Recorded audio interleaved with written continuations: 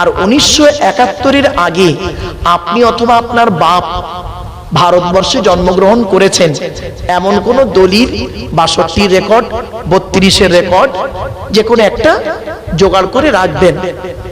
এই কথাটা আমি বলেছিলাম এক জায়গায়। তো পট করে একজন বয়স্ক লোক অতগুলো লোকের সামনে আমাকে বলেছিল যে আপনি কোরআন হাদিসের ওয়াজ করছেন আর এইসব কথা বলছেন কেন? আপনি কোরআন হাদিস বলুন।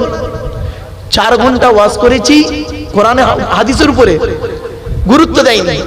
এইটা বলেছি, ওর কাছে এটা খারাপ লেগেছে। তা আমি বললাম, বাবা আমার এই কথাটা একদিন কানে লাগবে বাবা। হ্যাঁ, এখন বুঝতে পারছেন তো? এখন বুঝতে পারছেন? আজ থেকে 11 বছর আগে বলেছিলাম বেশিরভাগ মুসলমানদের কাগজের বানান ভুল। বেশিরভাগ মুসলমানদের, সে ইচ্ছাকৃত হয়েছে কি অনিচ্ছাকৃত হয়েছে সৃষ্টিকর্তা আল্লাহ ভালো জানে। দেখবেন জন্ম সার্টিফিকেটে লেখা আছে মোহাম্মদ আব্দুল গফফার মোল্লা, জন্ম সার্টিফিকেটে। আধার কার্ডে উঠেছে আব্দুল গফফার মোল্লা, এমডি মোহাম্মদটা বাদ। ভোটার কার্ডে উঠেছে আব্দুল গফফার, মোল্লাটা বাদ। আবার রেশন কার্ডে উঠেছে মোল্লা আব্দুল গফফার, শোনেন। আবার জমি রেকর্ডে উঠেছে গফফার মোল্লা। এবার ওই লোকটা বুড়ো বয়সে হজ করতে যাবে, পাসপোর্ট লাগবে। আর রুবিতে পাসপোর্ট করতে গেছে, এখন ডকুমেন্টস গুলো চেয়েছে অফিসার, যে আধার কার্ড ভোটার কার্ড দেন। তো দেখছে আধার কার্ডের নাম আলাদা, ভোটার কার্ডের নাম আলাদা। বললো, চাচা আপনার পাসপোর্ট এখন হোল্ডে রইল। উনি এবার করছেন কি, লোকের বলে বলে বাড়াচ্ছে, দেখেছো হিন্দু অফিসার বলে আমার হজে যাওয়ার পাসপোর্ট করলো না। ঠিক না বেঠিক? ওরে বোকা, তুমি নিজেই তো ভুলটা করেছো, তুমি নিজেই ভুলটা করেছো। তোমাকে আজ থেকে বহুদিন আগেই বলেছিলাম এই নামের বানান, আবার কি স্পেলিং বানান যদি ভুল থাকে, ভাওয়েলের যদি উল্টো পাল্টা হয়, vowel A E I O U যদি উল্টো পাল্টা হয়, তাও রিজেক্ট হয়ে যাবে পাসপোর্ট করতে গেলে। এখানে কেউ পাসপোর্ট করেছেন ভাই? আপনারা পাসপোর্ট করতে গেলে দেখবেন একটু অক্ষরের যদি এদিক ওদিক হয় ঝামেলায় পড়ে যাবে। এখনো সময় আছে, বাড়িতে গিয়ে এগুলোকে চেঞ্জ করবেন। যদি নামের প্রবলেম থাকে এখনো সময় আছে, ফার্স্ট ক্লাস ম্যাজিস্ট্রেট দিয়ে কোর্ট থেকে এফিডেভিট করে রাখবেন, যিনিই মোহাম্মদ আব্দুল গফফার মোল্লা, তিনিই আব্দুল গফফার মোল্লা, তিনিই মোল্লা আব্দুল গফফার, একই ব্যক্তি। দয়া করে রাখবেন, নইলে আগামী দিন আরো ক্ষতির জায়গায় পৌঁছে যাবেন। অনুরোধ করে কথাগুলো বলে গেলাম, কারণ আমি শুধু ধর্মীয় ওয়াজ করব, নামাজ পড়ো, রোজা রাখো, এ কথার সাথে সাথে আপনি পৃথিবীতে কি করে বাঁচবেন সে কথাটাও বলার দায়িত্ব আমার। ঠিক না ঠিক? আপনার দায়িত্ব আমার কথা বলা, যে আপনি কিভাবে পৃথিবীতে বাঁচবেন, ভারতবর্ষে থাকবেন কিভাবে, সে দায়িত্ব আমার বলার, সচেতন করার দায়িত্ব। শুধু নামাজ পড়লে রোজা রাখার কথা আমার বলতে হবে, সাথে সাথে এই কথাগুলো আমাকে বলতে হবে। বাবা বাড়িতে গিয়ে একটু ভাববেন। চলো না কি যাই, আজকে আমাদের আলোচনার বিষয়বস্তু কি, কিসের উপরে আজকে আলোচনা করব? চলো শর্ট টাইমের ভিতরে টু দি পয়েন্টের উপরে 3টে বিষয়ের উপরে আলোচনা করব। 3টে বিষয়, বেশি না, খুব লম্বা চওড়া আলোচনা নয়, টু দি পয়েন্টের উপরে 3টে বিষয়। কি কি? 1 নাম্বার, যার দেওয়া পৃথিবীতে বাস করি, যার দেওয়া সূর্যের কিরণ গায়ে লাগাই, যার দেওয়া চাঁদের প্রতিফলিত রশ্মি রাতে ব্যবহার করি, যার দেওয়া আকাশের পানি পান করি, যার দেওয়া জমিনের তলা থেকে পানি তুলে পান করি, যার দেওয়া অক্সিজেন ফ্রি নেই, কার্বন ডাই অক্সাইড ছেড়ে দিই, যার দেওয়া জমিনে ঘর বেঁধে থাকি, চাষ করে খাই, এ সমস্ত অবদান কার? জোরে বলুন। তাই জীবনের সব ক্ষেত্রে জন্ম থেকে মৃত্যু পর্যন্ত মাথা নত করব, সাজদা দেব, ভিক্ষা চাইব একমাত্র শুধুমাত্র কার কাছে? ব্যাস, এটা যত তাড়াতাড়ি বুঝতে পারবেন তত তাড়াতাড়ি আমার বক্তব্য আপনাদের বোধগম্য হবে। It is my concept. চলো আজকে প্রথমে আলোচনা হবে আল্লাহর পরিচয়। কি বললাম? আল্লাহর পরিচয় হলো, এই কোরআনে আছে মাত্র 4টি। কটি? 4টি। আল্লাহর পরিচয় হলো 4টি, কোরআনে আছে। আল্লাহর পরই স্থান হলো নবীদের। কাদের? নট অনলি নবীর, নবীদের। নবীদের পরিচয় হলো মাত্র তিনটি। কটি? তিনটি। এবার আসছি আমাদের পরিচয়। এই কোরআনে আছে মাত্র দুটি। তো আজকের আমি শর্ট টাইমের ভিতরে টু দি পয়েন্টের উপরে আল্লাহর পরিচয় চারটি, নবীদের পরিচয় তিনটি, আমাদের পরিচয় মাত্র দুটি। এই তিনটি বিষয়ে যদি আপনাদেরকে বোঝাতে পারি, কষ্ট করে আমার আশাটাও সার্থক, আপনাদের এই কষ্ট করে জলসা দেওয়াটাও সার্থক। ঠিক না বেটি? চলো শুরু করছি। আল্লাহর পরিচয় কথা বলেছি বাবা চারটি। কি কি? আল্লাহ নিজেই বলছেন। কি বললাম? কুল নয়, কয় হস্যউলা কুল, কয় বয় হস্যউলা কুল, দুটো কুলের মধ্যে পার্থক্য আছে গো বাবা। কাওয়ালা ইয়াকুলু থেকে কুল মানে বলো, আকালা ইয়াকুলু থেকে কুল মানে গেলো বা খাও। এজন্য যে ইমামের কোরআন পড়া সহি নেই, ওই ইমামের পেছনে নামাজ পড়া সহি নেই। নামাজ পড়তে গিয়ে আমরা কি ভুল করি শুনে নিন, মা বোনেরা শুনে নিন। মা বোনেরা শুনছে না? ওদের বসার কি পর্দা করেছেন নাকি? আচ্ছা যাই হোক, মা বোনেরা শুনে নিন, মা বাবাজিরা শুনে নিন। নামাজ পড়তে গিয়ে আমরা কোরআনের সব থেকে ছোট্ট সূরাটি বেশিরভাগ পড়ি। কি? ইন্না আতাইনাকাল কাউসার ফাসাল্লি লিরাব্বিকা ওয়ানহার। ওয়ানহার এই গলার ভেতর থেকে হেটা উচ্চারণ করবেন, ফাসাল্লি লিরাব্বিকা ওয়ানহার। এর মানে হচ্ছে নবী তুমি তোমার রবের জন্য নামাজ পড়ো এবং ওয়ানহার কুরবানি করো। আর আমরা উচ্চারণ করি কি? ফাসাল্লি লিরাব্বিকা ওয়ানহার। এর মানে শুনবেন, নবী তুমি তোমার রবের জন্য নামাজ পড়ো, ঝোড়া কোদাল নিয়ে খাল কাটো। কোথাকার মানে কোথায় গেল? আরেকটা বলছি ভুল দেখুন, নামাজ পড়তে গিয়ে আমরা কি বলি? আলহামদুলিল্লাহি রাব্বিল আলামিন। আলহামদুলিল্লাহি রাব্বিল আলামিন। এই গলার ভেতর থেকে এটা উচ্চারণ করবেন, আলহামদুলিল্লাহ। এর মানে কি? সমস্ত প্রশংসা আল্লাহ তোমার। আর আমরা উচ্চারণ করি কি? আলহামদুলিল্লাহ। এর মানে শুনবেন, সমস্ত ছেঁড়া জামা কাপড় আল্লাহ তোমার। হয়েছে? আর একটা ভুল বেরোচ্ছে দেখুন, রমজান মাসে ভোরের বেলা যে খাবারটা আপনারা খান ওকে কি বলেন? জোরে বলুন। সেহরি। শব্দটা সেহরি নয়, শব্দটা হলো সাহারি। দন্তেশ্বয় একার নয়, দন্তেশ্বয় আকার। আচ্ছা চলুন তো দেখি, সেহরি আর সাহারির মানেটা কি? সিনে জেদ দিলে, দন্তেশ্বয় একার দিলে সেহেরুন মানে হলো জাদু করা, জাদু করা। আর দন্তেশ্বয় আকার দিলে সাহারুন শব্দের অর্থ হলো আরবি ভাষায় রাতের শেষ অংশের খাবারকে আরবিতে সাহারি বলে, সেহেরি নয়। তাহলে শব্দটা কি হওয়া উচিত?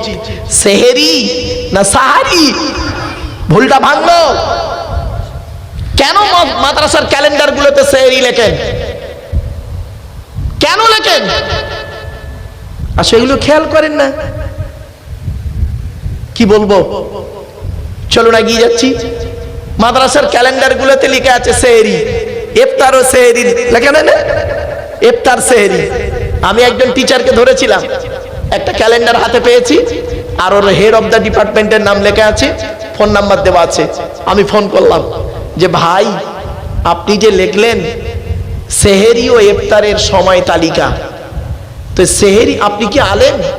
বলছে আমি মুফতি সাহেব বলছি, মাদ্রাসার হেড টিচার। তা আমি বললাম ভাই আমি আব্দুল্লাহির মারুফ বলছি। বলছে হ্যাঁ বলুন হুজুর কি ব্যাপার? তা বললাম বাবু এই শব্দটা, বলছে হুজুর আমরা খেয়ালই করিনি, আমাদের মাথায় ছিল না। আগামী বছর যখন ক্যালেন্ডার ছাপাবো এটাকে অবশ্যই চেঞ্জ করব। এটা একজন শিক্ষিত মানুষের কাছে মারাত্মক বড় ভুল। চলুন আর একটা শব্দ বলছি শুনুন, চমকে যাবেন, টাটকা ভুল। স্বামী স্ত্রী সংসার করতে গিয়ে আপনারা ঝগড়া হয়, স্বামী স্ত্রী মাঝে মাঝে ঝগড়া করতে করতে দেখবেন স্বামী তার স্ত্রীকে ইসলামিক একটা শব্দ বলে, ইসলামিক একটা শব্দ ইউজ করে স্বামী তার স্ত্রীকে ডিভোর্স দেয়, ডিভোর্স দেয়। শব্দটা কি বলুন তো একটু? জোরে বলুন, জোরে বলুন। তালাক। বউ যাবে না, ভয় নেই, আমি এখানে বসে আছি। অনেকে টেনশনে বলতে পারছেন না, ভয়তে বউ যাবে না। শব্দরা বলেন তালাক। খবরদার, শব্দটা তালাক নয়, তালাক নয় শব্দটা, শুনে যান। শব্দটা হলো তলাক। তলাক কি বললাম? তলাক বলো। আরবি উচ্চারণ কি? তোয়ে লাম আলিফ কফ। বাংলা উচ্চারণ কি? তয়ে বয় লয়াকার ক। তলাক মানে পৃথক দেওয়া, ছেড়ে দেওয়া, ডিভোর্স দেওয়া। আর তে লাম আলিফ কফ, তয়াকার লয়াকার ক। তালাক মানে জুড়ে যাওয়া, মিলিত হওয়া, একত্রিত হওয়া, জমা হওয়া। আমরা তলাক না বলে সব তালাক বলি। বাবা বাবা, এই জন্যই আমি বক্তব্যের শুরুতেই বলেছিলাম 1 ঘন্টা লেকচার দিতে গেলে 3 ঘন্টা স্টাডি করতে হবে। এমনি বলি নাই বাবা।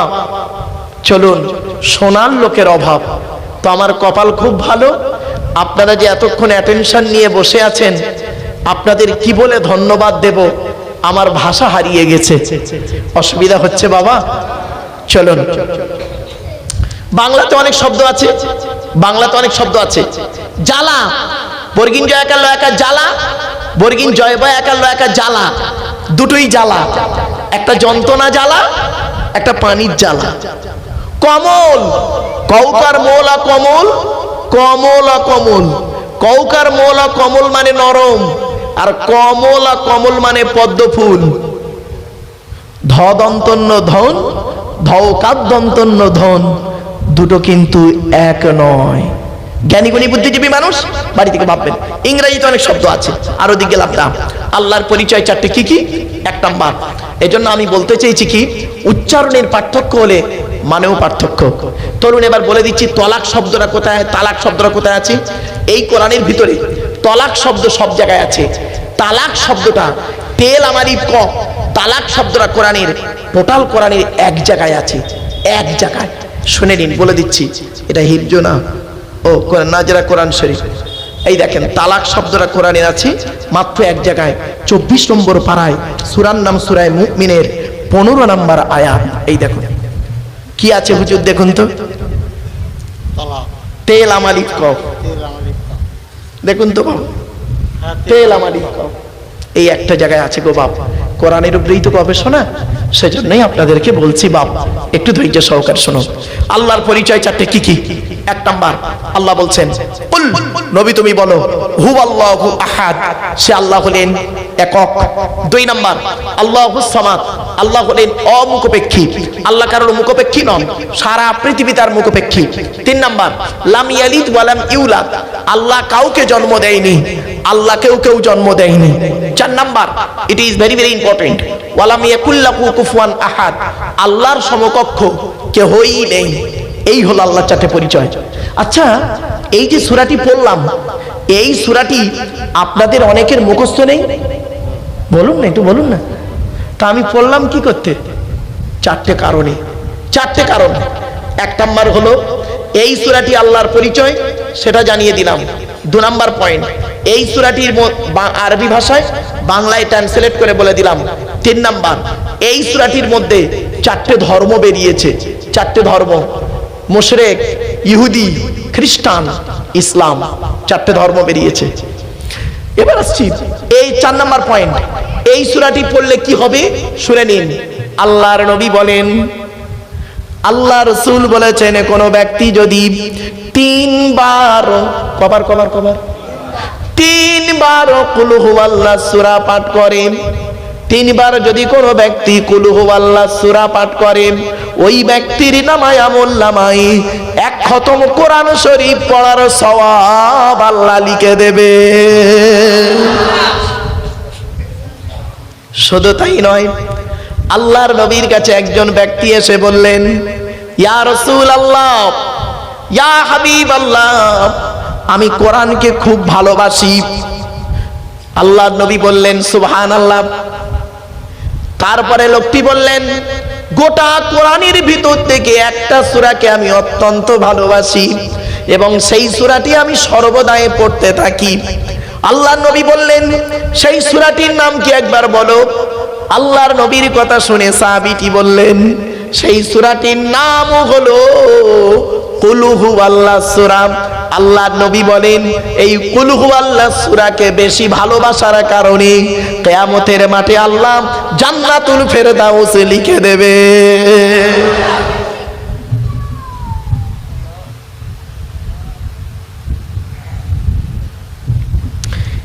আরেকটা বলছি, আল্লাহর নবী বলেছেন, শুনে নিন মুরব্বীরা বাবাজিরা শুনে নিন, আপনারা এটা প্র্যাকটিক্যাল করবেন।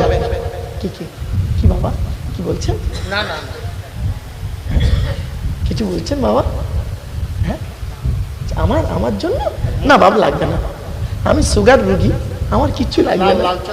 না না না থাক থাক বাবা, আসলে আমি না বাবা সুগার রোগী, তো মানে যখন ওয়াজ নসিহত আলোচনা করি তখন মানে খেয়াল থাকে না আমার। আপনারা আমার জন্য একটু দোয়া করেন, আল্লাহ যেন ঈমান নিয়ে থাকতে পারি, ঈমান নিয়ে কবরে যেতে পারি। আমার মায়ের দুটো আদেশ ছিল বাপ, আমার মা পৃথিবী ছেড়ে চলে গেছেন। আল্লাহর নবী আবু বকর, ওমর, উসমান, আয়েশা, খাদিজা, ফাতেমার সঙ্গে বহুবার স্বপ্নে দিদার হয়েছিল আমার মায়ের। তো আমার মা মৃত্যুর আগে বলে গিয়েছিলেন, আব্বা তুমি আমার একটি মাত্র সন্তান, তুমি আমার সঙ্গে প্রতিজ্ঞা করো যতদিন তুমি ওয়াজ নসিহত করবে পৃথিবীর মানুষের কাছে, আমার সঙ্গে দুটো ওয়াদা করো। কি? এক নাম্বার, তুমি বেওজুতে ওয়াজ করতে পারবে না। তা এই 31 বছর জলসা জীবনে আমি কোনোদিন বাপ বেওজুতে ওয়াজ করিনি, আজও তাই। আর 2 নাম্বার, তুমি আমার সঙ্গে ওয়াদা করো যে জীবনে কোনোদিন ঘন্টা ধরে ওয়াজ করবে না।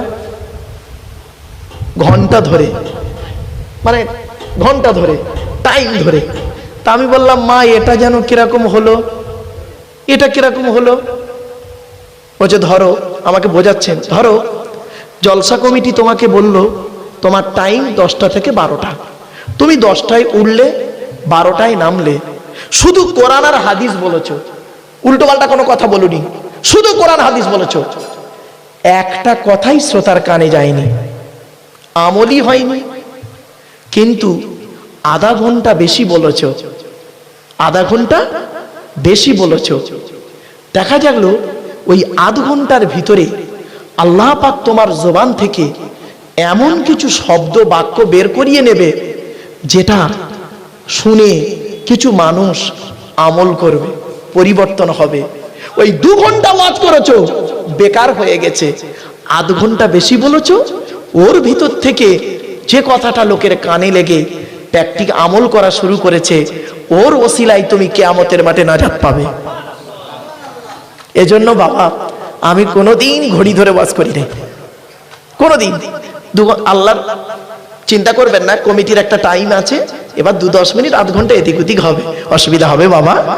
হ্যাঁ চলে। আমি এই জন্য একটা করেই জলসা নিই, এখন একটা করে জলসা নিই, 9টা থেকে 12টা, 3 ঘন্টা আলোচনা করি। অনেক বক্তা ভাই আছেন তারা 1.5 ঘন্টা 2 ঘন্টা এর বেশি ওয়াজ করে না। আমি 9টায় উঠি, 12টায় নামি, কখনো 12টা 12:30 হয়ে যায়, অত দেখি না। আল্লাহর কোরআন নিয়ে বসেছি বাপ আল্লাহকে খুশি করার জন্য, আপনারা বসেছেন আল্লাহকে খুশি করার জন্য, ঠিক না বেঠিক বাপ? চলে এগিয়ে যাচ্ছি।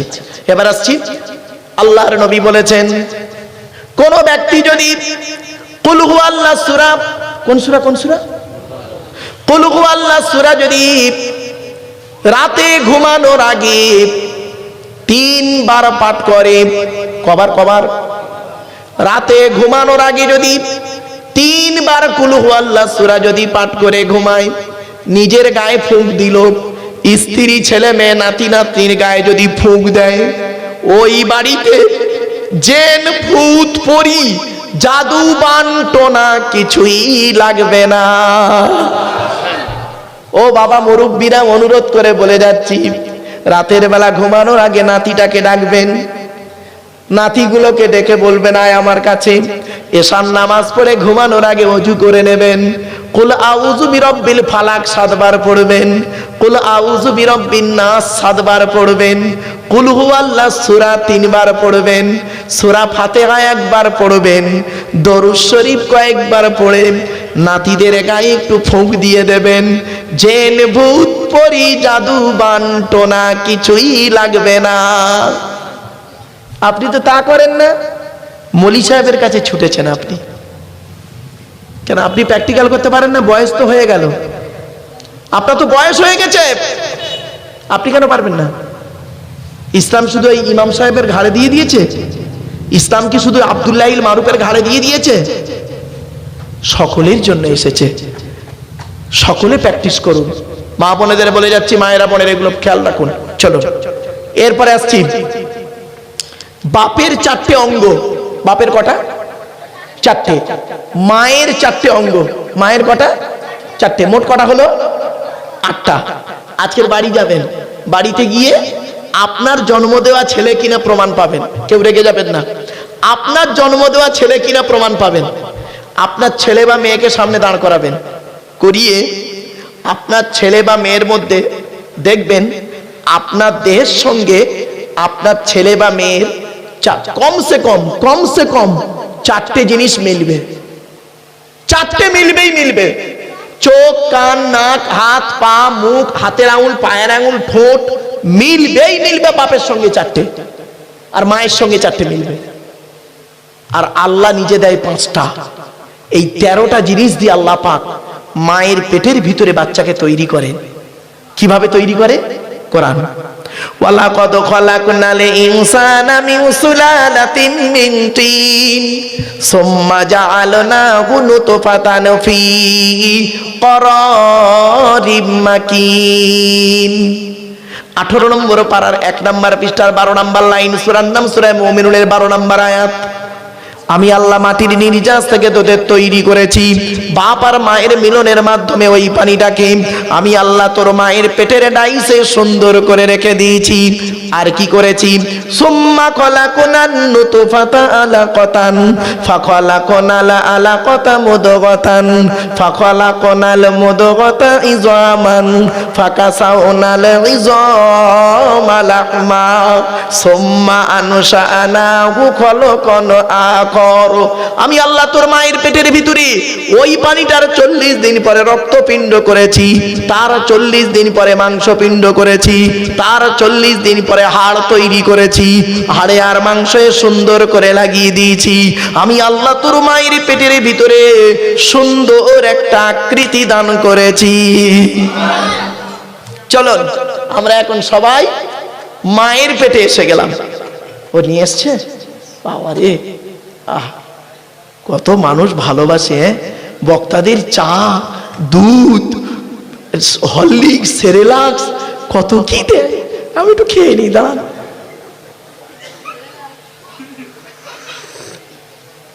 বাবারে কি গরম।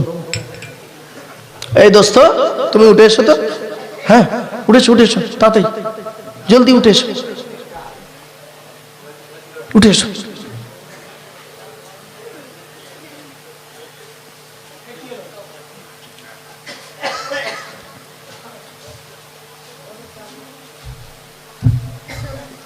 তোমার নাম কি? কোন ক্লাসে পড়ো?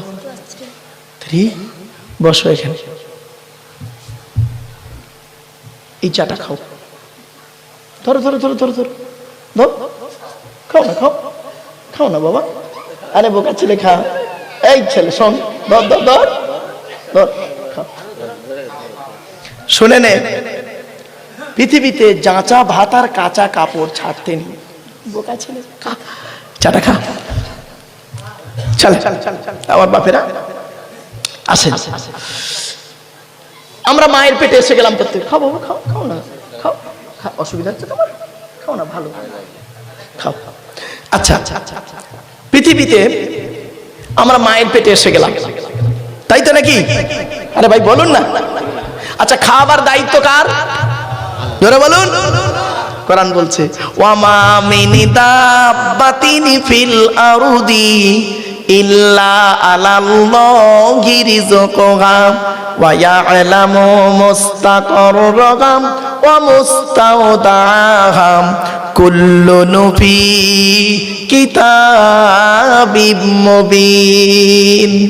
12 নম্বর পারার 1 নম্বর পৃষ্ঠার 1 নম্বর লাইন, সূরার নাম সূরা হুদের 6 নম্বর আয়াত।